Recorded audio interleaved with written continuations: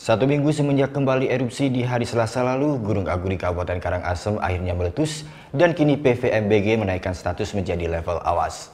Saat erupsi pertama kali, hanya asap tebal yang membumbung setinggi 300 meter di atas kawah. Berikut lini masa perkembangan Gunung Agung selama 1 minggu ini.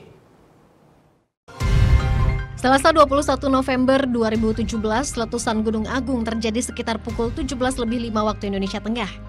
Asap dan debu tipis membumbung dengan ketinggian 300 hingga 600 meter.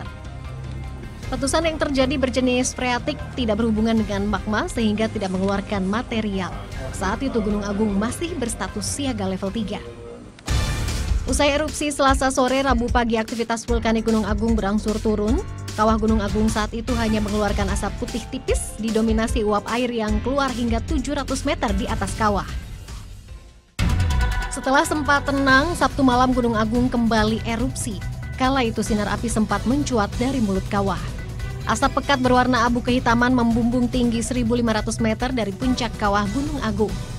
Erupsi freatik beruntun terjadi sejak pukul 17.30 waktu Indonesia Tengah dan terus beruntun hingga jam 11 malam. Pasca erupsi freatik ini, belasan dusun di Desa Besakih, Karangasem, Bali dihujani abu vulkanik yang cukup tebal. Minggu sore aktivitas erupsi Gunung Agung terus meningkat. Erupsi bersifat magmatik, puncaknya jam 10 malam hingga dini hari, amplitudo tremor cenderung menguat dan Gunung Agung meletus. Asap pekat bertekanan kuat membumbung hingga 3.000 meter. Kala itu sinar api terus keluar dari kawah gunung. Karena aktivitasnya yang terus meningkat terhitung mulai Senin pagi pukul 6 waktu Indonesia Tengah, PVMBG menaikkan status Gunung Agung dari siaga level 3 menjadi awas. Warga di radius 8 hingga 12 km dari kawah di segala sektor arah wajib mengungsi. Thank you.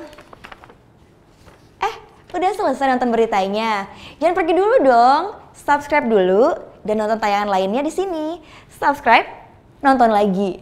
Subscribe, nonton lagi.